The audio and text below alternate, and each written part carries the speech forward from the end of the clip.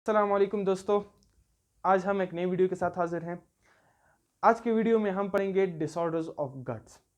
हमारे पास डिसऑर्डर कहते हैं बीमारियों को, और गट कहते हैं हमारे पास जो आप एलिमेंट्री कैनाल से लेके आपके एनस तक जितना भी एरिया आता है उन सबको हम कहते हैं गट। आप जहाँ से खाना खाते हो और जहाँ से खाना निकालते हो उन सब मैदे, उसके अंदर मैदा वगैरह भी आता है, वो सब आता है हमारे पास, लेवर वगैरह, वो सब आपको आपका गट कहलाता है। ठीक है, तो उन गट की डिसऑर्डर्स को, यानी उन गट की बीमारियों को, मैदों की बीमारियों को हम कहते हैं डिसऑर्डर्स। ठीक है, अब डिसऑर्डर्स में हम सबसे पहले पढ़ेंगे डायरिया। अब डायरिया को तो अंग्रेजी में डायरिया होता है और अपने ज़ुबान में हम उर्दू में इसको कहते हैं पेट खराब होना। आपका जब पेट खराब हो जाता है तो उसको हम कहते हैं डायरिया। ठीक है, अब डायरिया हमारे पास होता कैसे है? When required water is not absorbed in colon। ठीक है, अब इसका क्या मतलब है? आप जितना पानी पीते हो, आपको पता है कि जब आपका पेट खराब होता है, जितना आप पानी पीते हो उतना पानी आप अपने स्टूल में यानी अपने गन में, डिफेकेशन में, आप उसको उसी पानी को निकाल देते हो। तो जब अब ये पानी निकलता क्यों है? क्योंकि आमतौर पे ये होता है कि वाटर जो होता है वो एब्जॉर्ब होता है कोलोन में। हमने ये पढ़ा था कि आमतौर पे आप जितना मतलब खाना खाते हो उसमें जो आपको जो पानी वाटर कंटेंट्स मौजूद होते हैं वो एब्जॉर्ब हो जाते हैं कोलोन में, इनटू ब्लड में। ठीक है, कोलोन के जरिए। लेकिन डायरिया में क्या केस होता है? जब आपका पेट खराब होता है, इसमें क्या केस होता है कि आप जितना पानी पीते हो वो पानी कोलोन में एब्जॉर्ब ही नहीं होता। तो जब वो पानी कोलोन में एब्जॉर्ब नहीं होता तो वो आपके स्टूल के साथ, यानी वो आपके डिफिकेशन में उस गंद के साथ ही निकल जाता है। ठीक है, तो वो एब्जॉर्प्शन नहीं होती, तो उसको हम कहते हैं डायरिया। ठीक है, पेट खराब होना। अब ये इस डायरिया की कॉजेस क्या है? ये डायरिया होता कैसे है? ये इस तरह होता है कि lack of hygienic and safe water. हमारे पाकिस्तान में मोस्ट ऑफ द जगह ऐसी हैं, जिस तरह डेजर्ट्स वगैरह हो गए, उधर आपके पास साफ पानी मौजूद नहीं होता। सिटीज़ में होते हैं, जैसे कि कराची देख लो। Karachi is the most populated. ठीक है, कराची मोस्ट पॉपुलेटेड क्यों है? क्योंकि उधर वैसे भी आबो हवा भी गंदी है, उधर पानी भी गंदा है। पानी गंदा कैसे? एक जगह पे एक घर ने सीवरेज, एक जगह से सीवरेज का पानी निकल रहा था, एक जगह ने पंप लगाया होता है एक घर ने, तो वही सीवरेज का पानी और साफ पानी मिक्स हो जाता है, तो वही आप पानी पीते हो, तो उसकी वजह से आपको मैक्सिमम डायरिया हो जाता है। ठीक है, उसी की वजह से उस पानी के अंदर माइक्रो ऑर्गेनिज्म, अमोबिया पेरामिशियम वगैरह मौजूद होता है, इन्फेक्शंस हो जाते हैं उसकी वजह से। देखिए, बैक्टीरिया, पैरासिटिक और फंगल इन्फेक्शन हो जाते हैं उनकी वजह से, उसके अंदर फंगस वगैरह मौजूद होता है, वो पीते हो आपको उससे डायरिया हो जाता है। फिर bacterial infection in large intestine. मैंने आपको यही बताया अभी कि जब आप पानी पीते हो वही गंदा पानी आप जाते हैं, तो वही गंदा पानी, फंगस वगैरह, बैक्टीरिया, वो आपके लार्ज इंटेस्टाइन यानी कोलोन, ठीक है, उसके अंदर वो इन्फेक्शन करता है। ठीक है, यहाँ पे ये सारा कोलोन है, यहाँ पे आप वो इन्फेक्शन कर देता है, जिसकी वजह से आपको आपका पेट खराब हो जाता है। अच्छा, एक और बात मैं बताना भूल गया कि डायरिया एक ऐसी बीमारी है गट की जिसकी वजह से मौत होती है। अब ये मौत कैसे होती है आपके? एक मौत हमारे पास सेवियर डिहाइड्रेशन की वजह से होती है। सॉरी, ये हमारे पास डिहाइड्रेशन की वजह से होती है। अब आपको कि डिहाइड्रेशन है क्या चीज़? डिहाइड्रेशन ये चीज़ है, मैंने आपको बताया, जितना पानी आप पीते हो वो आप वही पानी आप निकालते हो पेट खराब होने में, यानी डायरिया में। ठीक है, तो डिहाइड्रेशन में क्या होता है कि अगर आप ज़्यादा पानी नहीं पियोगे, यानी बच्चे और बूढ़े आप ले लो, वो खुद चल नहीं सकते, बूढ़े वो पानी के लिए जा नहीं सकते, तो इसी वजह से वो जितना पानी एक टाइम पी लेते हैं वो उस थोड़े टाइम बाद वो निकाल देते हैं वो पानी स्टूल के अंदर। ठीक है, तो जब आपका पानी एब्जॉर्ब ही नहीं होता, आपके बदन को पानी नहीं मिल रहा, तो उसकी वजह से बच्चे और बूढ़ों की मौत हो सकती है। बच्चे बोल नहीं सकते, इसी वजह से वो पानी पीते नहीं है, और जितना वो पीते हैं थोड़ा वो निकाल देते हैं, तो उनके बदन को और पानी मिलता नहीं है, तो उसकी वजह से उनको डिहाइड्रेशन हो जाती है बच्चे और बूढ़ों को, और फोत हो जाते हैं, वफात पा जाते हैं। और जवान लोग तो होते हैं वो जा सकते हैं मेरी तरह, और वो पानी वगैरह पी सकते हैं। तो इसी तरह ये बैक्टीरियल इन्फेक्शन वो भी हो गया। अब ये ट्रीट कैसे होते हैं? यानी डायरिया हमारे पास, लूज मोशन, ये ठीक कैसे हो सकता है? ये ठीक कैसे हो सकता है कि अगर आप साफ पानी पियो, आप ज़्यादा से ज़्यादा साफ पानी पियो, तो उससे वो तो पानी निकलेगा, जितना पानी आप ऊपर से पियोगे वो तो निकलेगा, लेकिन आप ज़्यादा से ज़्यादा अगर पानी पियोगे तो वो पानी आपके डायरिया को ठीक कर देगा। ठीक है, वो डिहाइड्रेशन को ख़त्म कर देगा। ठीक है, और आपके जो है डायरिया, आपका लूज मोशन ठीक हो सकता है। आगे ये कि by taking essential salts and by taking nutrients. आप अगर डॉक्टर के पास जाओ और आप उनको कह दो कि मेरा पेट ख़राब है, तो आपको एक पुड़िया सी दे देते हैं। ठीक है, जिसको हम केलसी वगैरह भी कहते हैं, वो आपको मैंगो फ्लेवर वगैरह वो आपको वैसे ही दे देते हैं। तो जब आप वो पानी में डालते हो और आप वो पीते हो, मिक्स करके पीते हो, तो वही वो जो पाउडर वगैरह उस पैकेट के अंदर मौजूद होता है, वो उसी के अंदर हमारे पास वाइटामिन्स और सॉल्ट्स, न्यूट्रिएंट्स वगैरह मौजूद होते हैं, जिसको आप पी के आपका जो अंदर इन्फेक्शन वगैरह ठीक हो जाता है और जिससे आप जो है आपका लूज मोशन ठीक हो जाता है। ठीक है, अब खाने की कमी को वो पूरा कर देता है न्यूट्रिएंट्स, और वो जिसकी वजह से आपका जो है लूज मोशन ठीक हो जाता है। बाकी ये एंटीबायोटिक मेडिसिन कौन कौन सी है, यानी बैक्टीरियल इन्फेक्शन जो आपको होती है, यानी आप इन्फेक्शन आपके मैदे में होती है, स्मॉल इंटेस्टाइन लार्ज इंटेस्टाइन में, तो उसको ठीक करना एंटीबायोटिक्स का काम है। ठीक है, तो यानी जब जिनको इन्फेक्शन होती है तो वो एंटीबायोटिक मेडिसिन लें, ठीक है, जो आपको इन्फेक्शंस को ख़त्म कर देती है और आप ठीक हो जाते हो डायरिया से। ये तो था हमारे पास फर्स्ट डिसऑर्डर। सेकंड है हमारे पास कॉन्स्टिपेशन। कॉन्स्टिपेशन में क्या होता है हमारे पास कि हार्ड फीसेस होते हैं that are difficult to eliminate. इसको मैं अभी डिस्क्राइब करता हूँ कि हमारे पास कॉन्स्टिपेशन कहते हैं मैदे की सख्ती को, ठीक है, पेट की सख्ती को। तो पेट की सख्ती कैसे होती है कि हमारे पास हार्ड फीसेस होते हैं।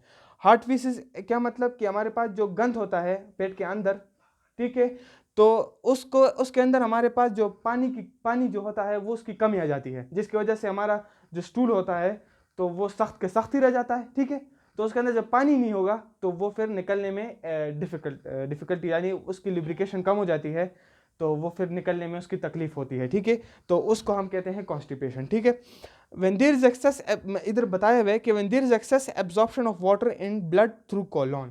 मैंने आपको बताया कॉलोन में एब्जॉर्प्शन ऑफ वो होती है, यहाँ पे देखिए कॉलोन में हमारे पास एब्जॉर्प्शन होती है वाटर कंटेंट्स की।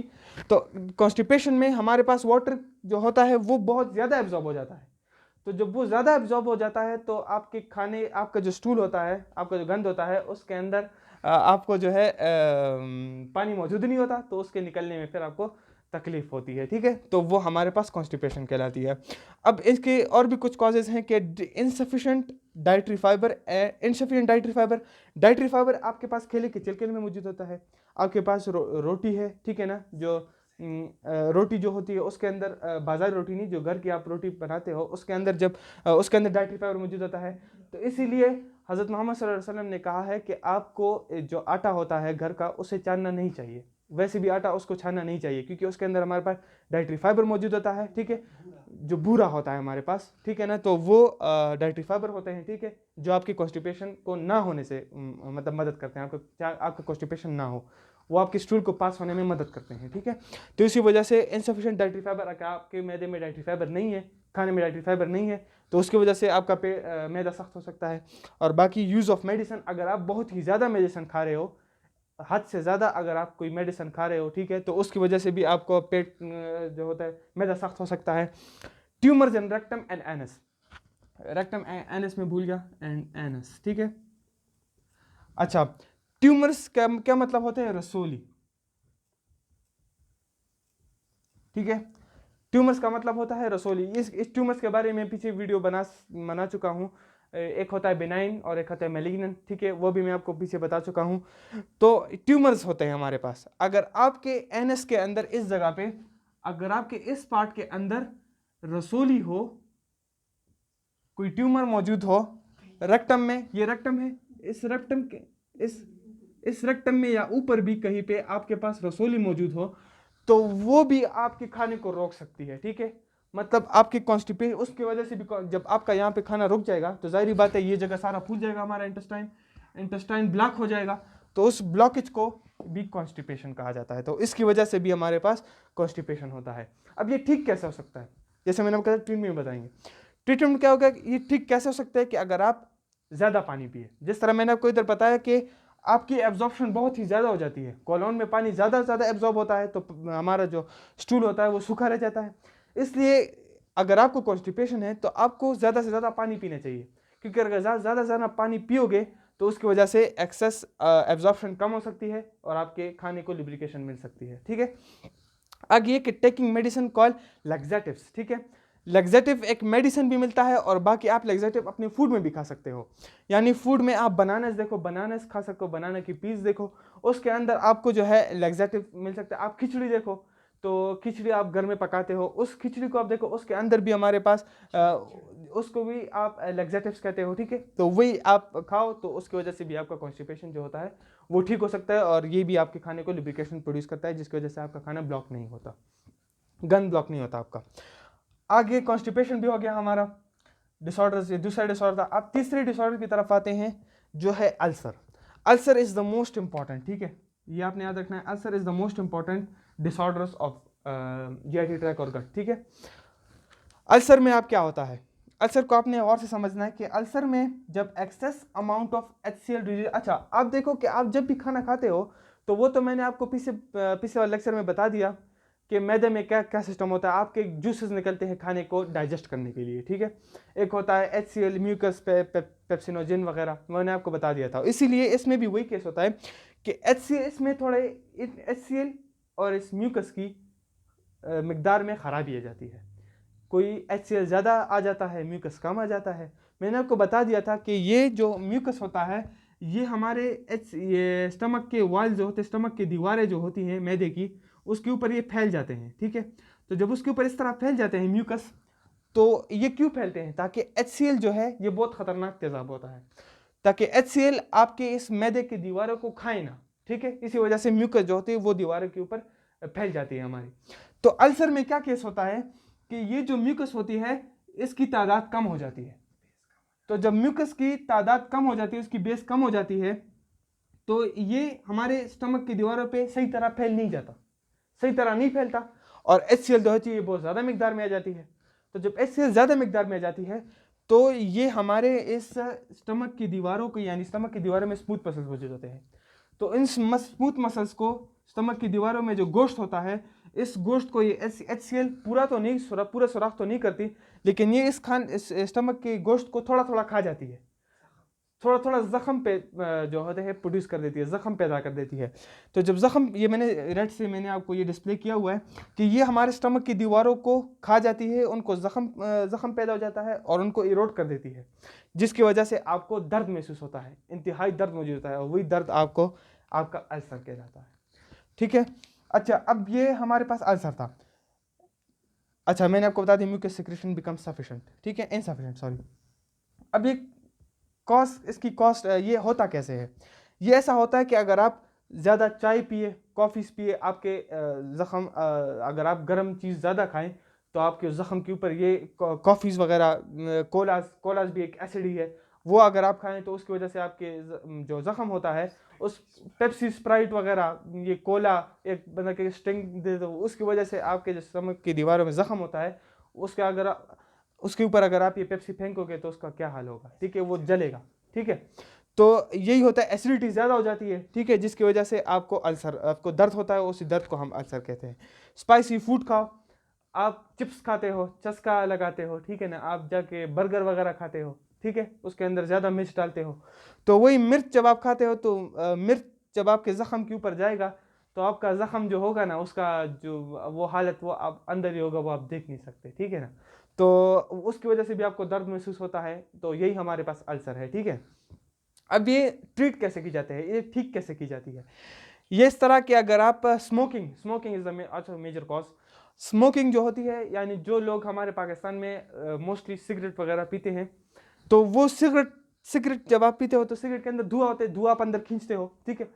तो जब पान, गुटखा, सिगरेट ये सब आप पीते हो तो जिसकी वजह से स्मोकिंग में धुआं होता है, धुआं जाता है अंदर, धुआं आपके मैदे को और काला कर देता है, उस जख्म को और जो है पेन देता है, ठीक है, जिसकी वजह से आपको पेन होता है, तो जख्म को ख़राब करता है स्मोकिंग का धुआं भी। एक तो ये हुआ स्पाइसी फूड, अगर आप ना खाओ, ठीक है, तो ये भी अवॉइड कर लो। कोलाज, पेप्सी वगैरह स्टिंग ना पियो, जिसकी वजह से आप ठीक हो सकते हो अगर आप ना पियो तो। Using medicine that neutralize acidity like Risek. अच्छा, राइजेक हमारे पास एक गोली है जो हम मोस्टली कॉमनली यूज़ करते हैं, आपके अम्मी अबू वालिदा भी आपकी यूज़ करते होंगे राइजेक। जब उनके पेट में एसिडिटी होती है तो वो राइजेक की गोली खाते हैं, जिसकी वजह से आपके पेट के अंदर जो मिकदार होती है, ठीक है, एसिड की, म्यूकस की और HCl की जो मिकदार होती है, उनको जो है न्यूट्रल करते हैं, उनको सेम करते हैं, ठीक है, जिसकी वजह से आपका जो है अल्सर ठीक हो जाता है, ठीक है। यूजिंग, अच्छा मैंने बता दिया न्यूट्रलाइज करता है एसिडिटी को, लाइक राइजेक। तो ये था आज का हमारे पास डिसऑर्डर्स ऑफ गट। ठीक है, मैदे की जो बीमारियां होती हैं, ये थी हमारे आज का टॉपिक। सो अगर आपको पसंद आया हो तो लाइक शेयर सब्सक्राइब ठोक देना, और अल्लाह हाफ़िज़।